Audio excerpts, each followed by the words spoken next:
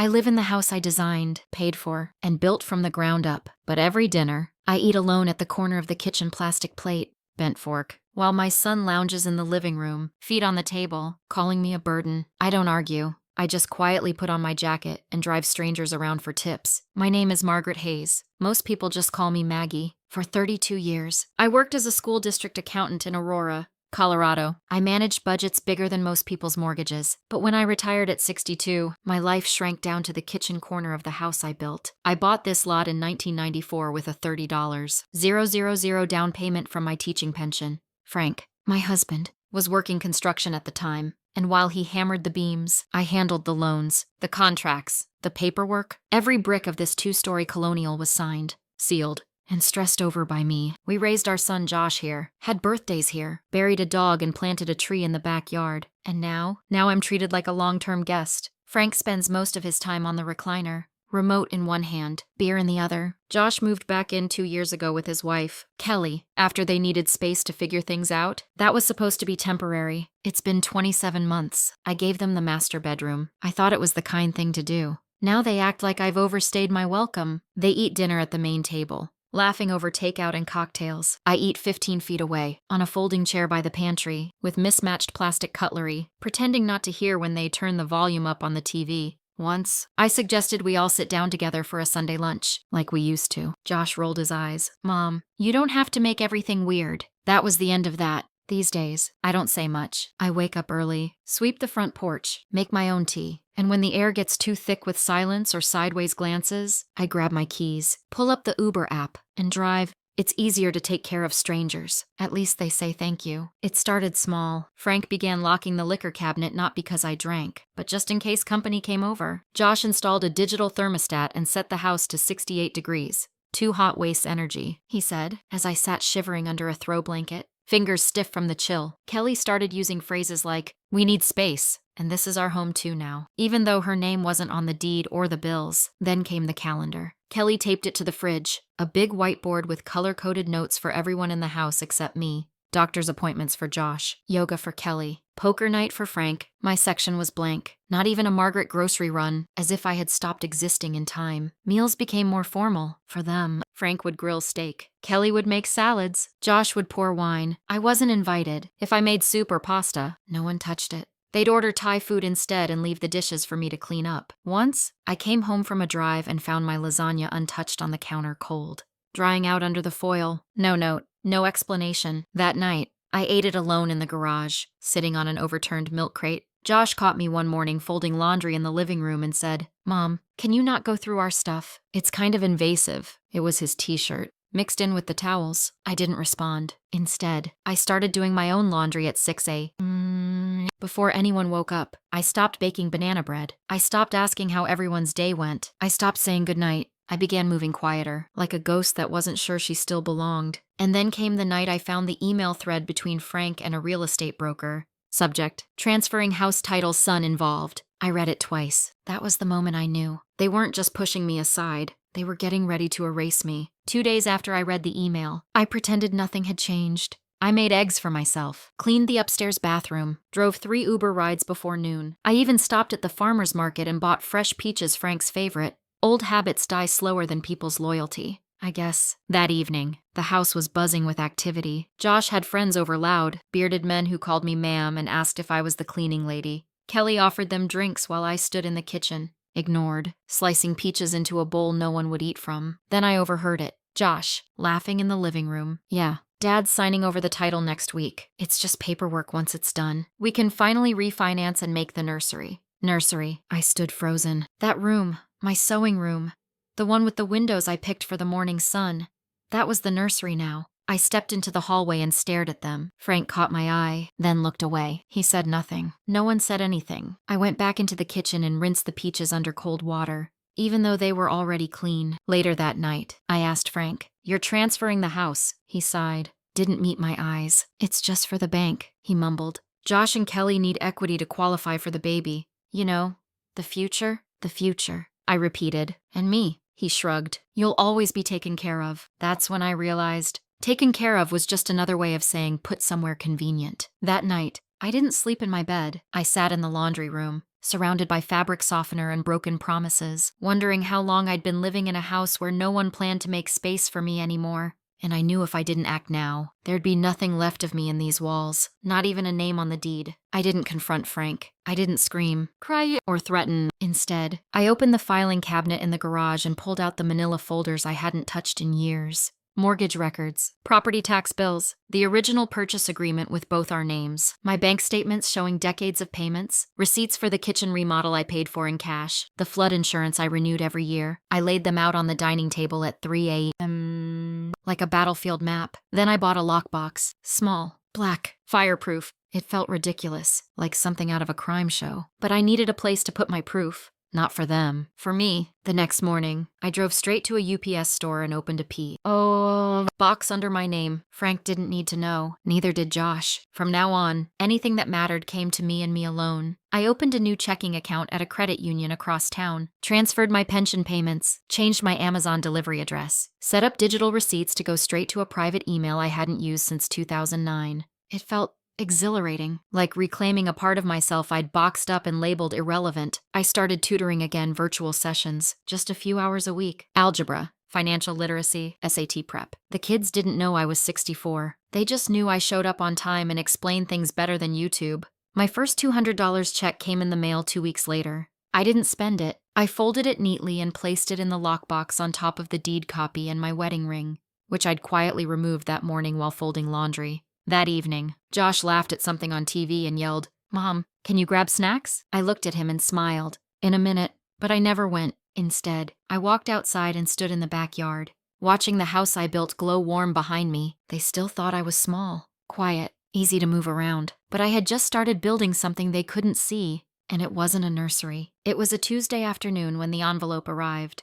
I found it wedged in the mailbox under a coupon booklet, thin, official, and addressed to Franklin and Margaret Hayes from a title services firm in Denver. That's what made me pause, the fact that my name was still on it. I opened it right there by the curb. Inside, a cover letter, a title transfer draft, and a list of required signatories. Josh's name was already typed under recipient. The co-signature lines were blank, mine included. It wasn't just for refinancing. They were transferring the house. No one had told me, not even a warning, not even a half-hearted explanation. I walked back inside slowly, the papers trembling in my hands like a silent alarm. The house looked the same, but something in it had shifted, or maybe it had always been this way. And I just refused to see it. That night, Frank grilled steaks in the backyard. Josh and Kelly opened a bottle of wine. Laughter filled the air. I microwaved soup, sat in the kitchen corner, and stared at the title transfer like it was divorce papers I hadn't been asked to sign yet. Frank never mentioned the envelope. Later, when everyone was asleep, I opened my laptop and called Linda, my old friend from the school district,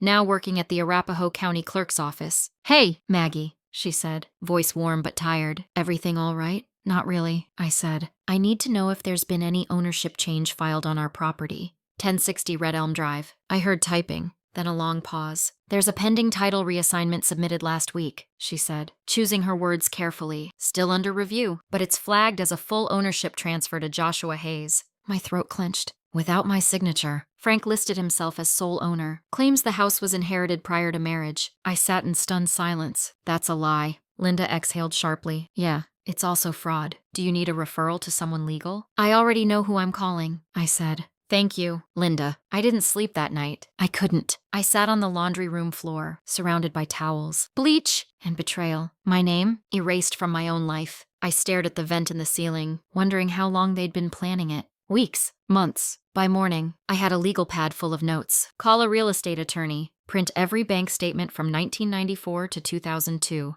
Get a certified copy of the original deed. Cancel all auto payments connected to joint accounts. Buy a second lockbox. I wore slacks and a navy blazer I hadn't touched since retirement. Kelly looked at me over her coffee mug and raised an eyebrow. "Big plans today." "Just errands," I said calmly. Josh didn't look up from his phone. At 10 a.m., I sat across from Angela Wells, a sharp, efficient real estate attorney in downtown Denver who looked like she didn't have time for excuses. Her office smelled like lemon disinfectant and steel. I laid everything out. The deed, the mortgage slips, the receipts with my signature on every page. I even brought an old photo of me standing next to the excavator during the foundation pour in 1995. Angela flipped through the papers slowly, her brow tightening with each new page. She finally closed the folder and looked me dead in the eye. "They're trying to cut you out completely," she said. And if you let this go, they'll succeed. This isn't an oversight, it's a strategy. I nodded. Then I want to make sure they regret it. Angela leaned back, smiled just slightly. Let's make sure they never saw it coming. It didn't take long for them to notice the shift. By the end of the week, I had stopped washing their laundry.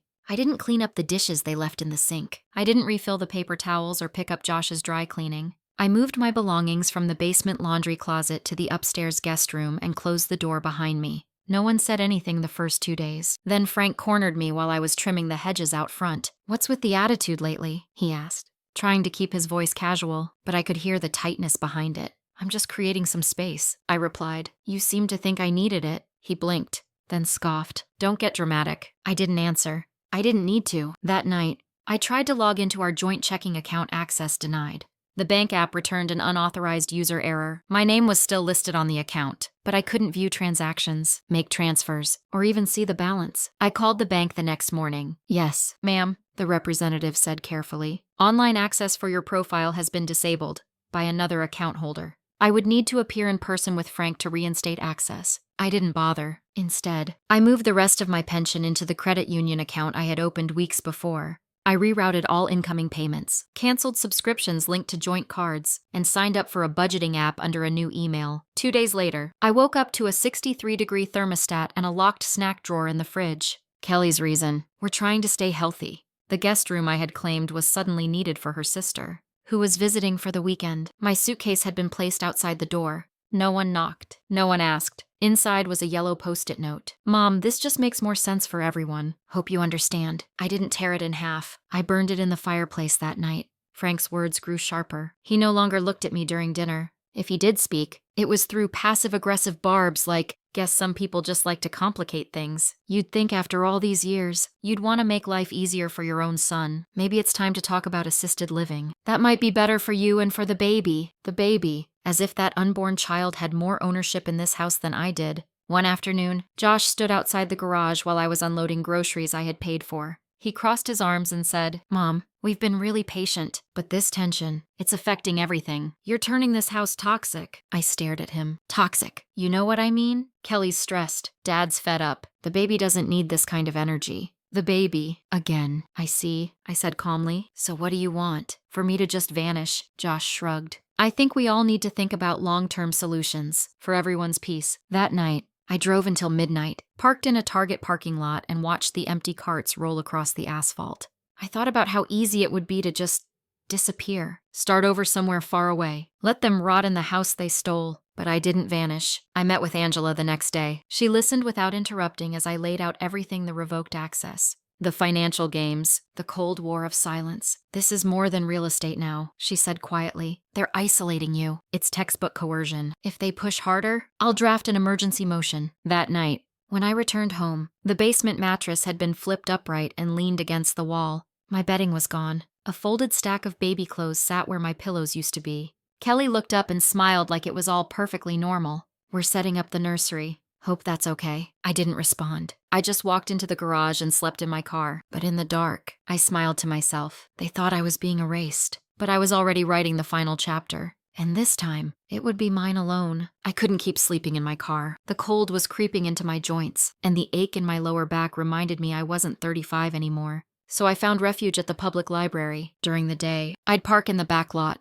wash my face in the restroom, and sit at the corner table by the electrical outlet. I wore the same blazer every day and carried a canvas bag full of files, receipts, and quiet fury. Angela had given me one instruction: pull everything tied to the house ownership records, refinance history, liens, utilities, even HOA correspondences, anywhere your name was once present and now isn't. So I did. I dug through county records online, paid for certified copies, requested scanned versions of archived title changes. It felt like reassembling a shredded map of my own life. And then I found it. In a refinance package from 3 years ago, right around the time I'd been hospitalized for gallbladder surgery, was a document I had never seen. A temporary power of attorney. Frank had filed it in my name while I was under general anesthesia. It allowed him to act in the financial interest of the household and included a sneaky clause buried 3 paragraphs deep.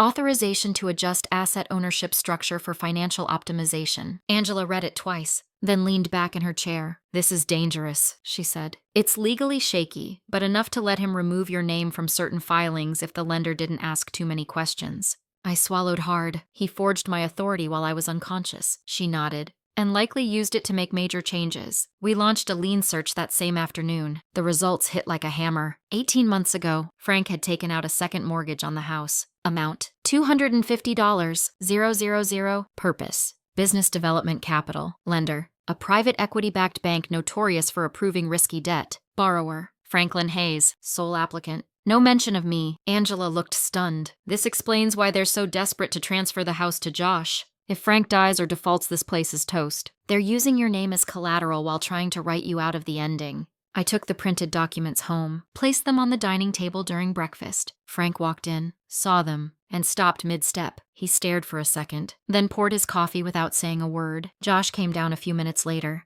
He glanced at the paperwork, then turned pale. Where did you get those? Public records, I replied, stirring my tea. You're making this harder than it needs to be, he said, voice rising. No, I said, locking eyes with him. You made it harder when you decided I didn't matter. That night, Kelly approached me in the hallway outside the basement. You could ruin everything. You know, the baby, this family. We're trying to build a future here. And I'm trying to protect my past, I said calmly. She rolled her eyes. You're bitter. You just want control. I leaned forward, lowered my voice to a whisper. I built this house with my bare hands and a broken back, and I'll burn it down before I let you steal it. For the first time, she looked afraid of me. And I wasn't finished. The next morning, Angela filed our first motion, a legal petition to freeze all property transactions under dispute of fraud and misrepresentation. By the time the documents were served, the locks on silence had turned. Nothing in this house could be sold. Nothing could be transferred. Nothing could be taken without my consent. They had tried to erase me quietly. Now the silence was mine and it had teeth. The motion Angela filed worked like a legal landmine. Within 72 hours, the house was under a formal freeze order. The second mortgage couldn't be leveraged further. The title couldn't be altered. Any attempt to refinance or transfer ownership would now trigger an alert at the county clerk's office. They didn't know I was capable of this. That's what I counted on. Angela leaned in over her legal pad, tapping her pen. You've frozen the fire. Now we prep the flamethrower. Quietly. So we built the plan. First, I filed a formal ownership contribution claim. It documented every major expense I had ever made on the house utility bills. Property tax receipts, check stubs from the original down payment, and my name on the primary mortgage for the first 12 years. We even found an old contractor's invoice addressed to me for the backyard retaining wall. I remembered every inch of that project. I dug half of it myself. Angela compiled it all into what she called a property contribution ledger, the kind of evidence that makes judges pause and husbands sweat. Next, we filed a motion of discovery to compel Frank to disclose the full terms of his second mortgage. That included loan documents, payment schedules, and communications with the lender. If he failed to comply, the court could subpoena his financial records. Angela smiled grimly. Let's see how much courage he has when the court's the one asking questions. But that wasn't enough. I wanted more than defense, I wanted independence. So I created a trust, a living, revocable trust in my own name. Into it, I moved the remainder of my pension, all tutoring income, and a modest inheritance from my mother's estate assets that Frank had never touched. Never even asked about. Within a week, I had complete financial separation, quiet, legal, untouchable. Then came the letters, one to the HOA, advising them that no architectural or ownership change requests should be processed without my consent. One to the original mortgage lender, requesting a formal investigation into signature discrepancies dating back 5 years.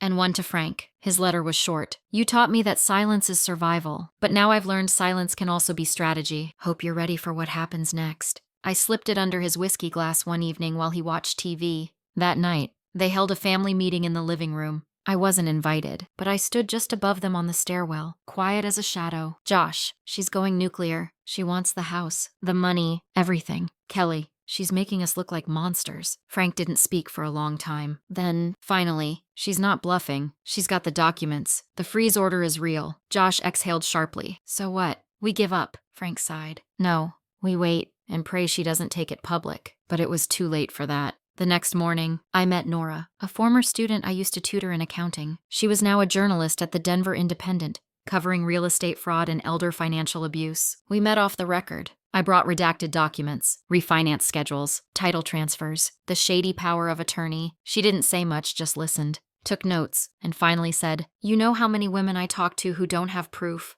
You've got receipts, signatures, dates. This is gold." I nodded. I'm not looking to embarrass them yet, but I want leverage, and I want options. Nora nodded. You've got both. As we parted, she handed me her card. If they push you again, you push back. Call me. That night, I stood at the kitchen sink washing a single cup. Frank walked by but didn't meet my eyes. For the first time in years. I didn't care. They thought I was rebuilding my pride. But I was rebuilding my power, and they wouldn't even see it coming. They pushed again. It came in the form of a letter taped to my bedroom door. Not from a lawyer. Not from Frank. From Josh. Typed. Signed. Cold. Dear Mom, given the increasing tension in the house and the effect it's having on Kelly and the baby, we believe it would be best for you to relocate temporarily. We're happy to assist with moving costs and will ensure you have access to your things. Please vacate the guest room by the end of next week. Josh. There was no please take care, no we'll talk. Just a deadline and an offer to help me pack my life into boxes. I stared at the letter for a long time. Then I folded it in half and slipped it into my purse. 2 hours later, I called Nora. You ready? She asked, her voice sharper than usual. I am. 2 days later, the article went live. When family tries to steal your house. The silent epidemic of legal betrayal. The headline sat above a photo of my hands holding the deed to the house, my name underlined in red. The story wasn't just about me. It was about 1,000 women like me. Mothers, widows, ex-wives, quiet caretakers turned legal ghosts. Nora included everything. The forged power of attorney, the second mortgage, the freeze order, and their attempt to evict me under the guise of family harmony. The closing quote was mine. They forgot whose name built the foundation they stand on. By noon, the comment section had exploded. Women. Dozens of them. Hundreds. Sharing stories of being erased, outmaneuvered, cast aside. My inbox filled with messages some kind, some raw, you're telling my story. This happened to my aunt. Thank you for not staying quiet. Then came the ripple effects. The HOA president emailed me directly. We were unaware of the situation. Margaret, please know you have our support. The lender behind Frank's second mortgage left a voicemail asking for verification of loan disclosures. The message ended with, we are reviewing the file for inconsistencies. Inside the house, the silence turned acidic. Josh stopped speaking to me entirely. Kelly slammed cabinet doors and whispered phone calls in the hallway. I caught fragments like unfair, slander, and we need a lawyer. Frank retreated. He stopped coming down for breakfast. For dinner, at night, I heard the creak of the floorboards in his office, but never the sound of his voice. And I wasn't done. Angela filed our second motion this time, a petition for partition, citing financial coercion and unrecoverable trust breakdown. The motion would force either a buyout or the sale of the home. With the market still strong, the court was likely to approve. But we didn't stop there. We added a request for forensic audit of the second mortgage. Where did the $250,000 go? The answer. Not business, not repairs, not family. We uncovered credit card charges to casinos in Blackhawk, recurring Amazon purchases under Kelly's name, and a $7,000 golf club membership renewal. Angela compiled everything into an exhibit folder labeled personal gain. That's when Frank's lawyer called. He wanted a deal, his offer. I would receive 65% of the sale proceeds. Frank and Josh would vacate the house within 30 days. In exchange, I'd agree not to pursue fraud charges or file a formal complaint against the lender. Angela turned to me after the call. Do you want to settle? I nodded. On one condition. We added a clause. Frank and Josh would submit a written apology, entered into public court record, stating that I had been a co-owner of the property, primary contributor to its value, and that I had been wrongfully excluded from financial decisions. They signed. The house sold 3 months later for $980. My share. $637. I used a portion to buy a quiet 2-bedroom home in Estes Park. The porch wrapped around the front like an embrace. The kitchen faced the mountains. There was a maple tree out back older than any of my regrets. When the wire transfer cleared, I sat alone in my car outside the bank and cried. Not because I'd won, but because I'd finally stopped losing. Closing day arrived quietly. The house felt like a museum that morning, sterile, silent,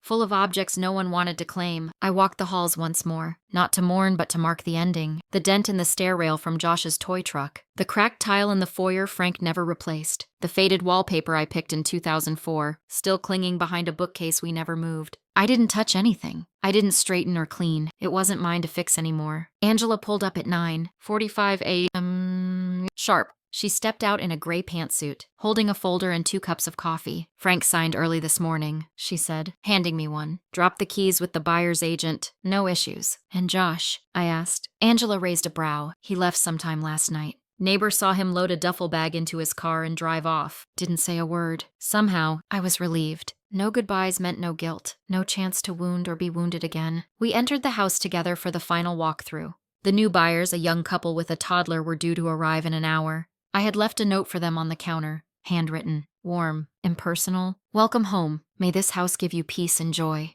Take care of the garden, it blooms better if you talk to it. Angela lingered in the living room. You sure you want to be here when they come? I need to finish it myself, I said. Clean cuts heal better. She nodded and left with a small wave, closing the front door behind her. I stood in the center of the room for a long time, letting silence settle. My breath echoed in the emptiness. There was no trace of shouting, no residue of cold dinners, no shadow of the past clinging to the walls. It was just space. Then I heard gravel crunching outside. A familiar sound, one I'd learned to brace for. I opened the door and found Frank standing at the bottom of the steps. Older, smaller than I remembered, holding a manila envelope and a grocery bag. He didn't look up right away. I left some tax forms in the upstairs drawer, he said. Go ahead, I replied, stepping aside. He walked past me slowly, like someone crossing a sacred line. It took him no more than 3 minutes. When he returned, he lingered at the doorway. The place looks different, he said, glancing around. Quieter. I said nothing. His eyes flicked toward mine,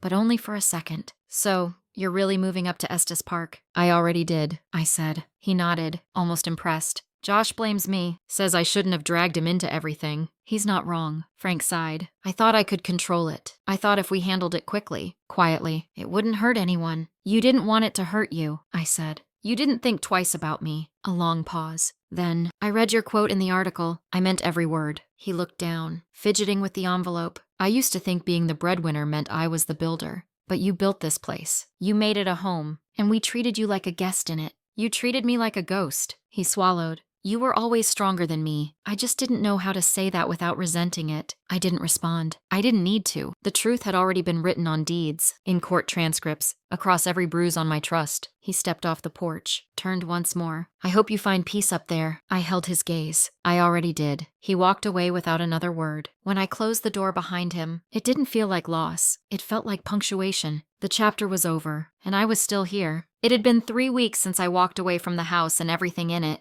Estes Park wasn't just a new address. It was a reset button. The air smelled different pine needles and wood smoke. My porch faced east, and each morning I'd sit with my coffee as the sun cut through the fog over the mountains. I volunteered at the library on Thursdays and taught GED prep at the community center twice a week. I planted lavender in the yard, hung a wind chime outside the kitchen window, and for the first time in over a decade, I went to bed each night without locking the door from the inside. Then, one morning, an envelope arrived. No return address, just Mom and Josh's handwriting messier than I remembered. Inside, a single-page letter and a photo. The letter read, Mom, I've rewritten this 5 times. None of it feels like enough. You didn't deserve what we did. I thought I was protecting our family. But really, I was just protecting the version of it that made me feel safe. We used your silence as permission, then punished you for raising your voice. I don't expect forgiveness, but I want you to know I finally see you, and I'm sorry. I hope Estes brings you peace. Love, Josh. The photo was of the house, our old house blanketed in snow, the porch light casting a soft halo in the flurries. I ran my thumb over the edge of the paper. Then I sat at the kitchen table and stared out the window until the coffee went cold. I didn't cry. I wasn't angry, just still. A few days later, someone rang the doorbell. I wasn't expecting anyone. When I opened it, Kelly stood there. No makeup, eyes tired, her coat zipped too high, like armor. I'm not here to argue, she said before I could speak. I needed to see you. I stepped aside. She didn't come in. Instead, she handed me a small wrapped box. Inside was a silver baby rattle and a note. We named her Margaret. I blinked. Kelly's voice trembled. She was born last Tuesday. Josh said it was only right. I held the rattle in my palm. It was delicate, engraved with a date and a middle name. Grace. She's healthy, I asked. Kelly nodded. Perfect lungs. Already screams like a rebel. We both laughed briefly, unexpectedly, then silence. I closed the box and looked up. Thank you for telling me. Kelly nodded slowly. We've got a long way to go, but we want to do better. I didn't say anything more. There were no hugs, no dramatic music, no promises. Just a quiet moment, 2 women standing on the edge of something fragile and new. Some reparations don't arrive wrapped in fanfare. Sometimes, they arrive in the form of a name, and sometimes, that's enough to begin again. Spring came late to Estes Park. The snow clung stubbornly to the ridgelines into late April, as if the mountains themselves weren't quite ready to let go of the weight they'd carried all winter. I understood that feeling. Some mornings, I woke up thinking I was still back in that house, still waiting for footsteps to pound down the hall, for voices raised over breakfast, for the ache in my chest that came from being invisible in a place I helped build. But then the smell of pine and wood smoke would pull me back to the present. I spent those mornings wrapped in a blanket, sitting on the porch with a chipped mug of black coffee and a stubborn squirrel darting across the fence line. The quiet wasn't loneliness, it was grace. And one particular Tuesday, I did something I hadn't done in years. I baked a pie. Not for a birthday, not for a holiday, not because someone asked, just because I wanted to. The smell of cinnamon and warm apple filled the small kitchen. Curling into corners like old laughter, I stood at the counter, elbows resting against cool laminate, and realized no one was coming home. There would be no judging eyes, no cold silences, no tension stretched over the dinner table like tight wire. There was just me. And I was enough. Later that day, I walked into town. It was market day, colorful stalls, jam jars lined in rows, local artists selling prints of mountains I could see with my own eyes. I bought honey from a woman named Marcia, who wore a sun hat with fabric sunflowers stitched along the brim. She gave me a discount because that smile looks like it finally remembered how to exist. I smiled again, just to prove her right. On the way home, I stopped by the bookstore and picked up a paperback I didn't need. It was a story about a woman who sailed solo across the Pacific. I didn't plan to sail anywhere, but I understood the current that carried her. When I got home, there was a single envelope in my mailbox. No return address, just my name, carefully written. Inside, a photograph. A baby, no more than a week old, swaddled in a yellow blanket, her eyes barely open, fists curled under her chin. On the back of the photo, in Kelly's unmistakable handwriting, were 4 simple words. She smiled today.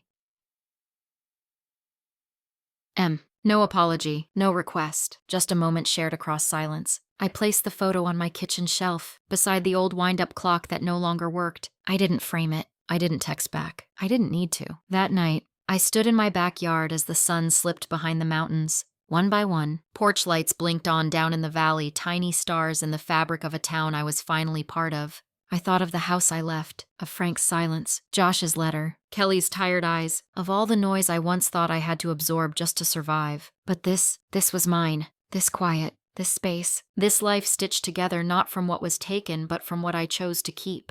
Let them rewrite the story however they needed. I had written my own ending. Stillness didn't mean surrender. It meant I had nothing left to prove.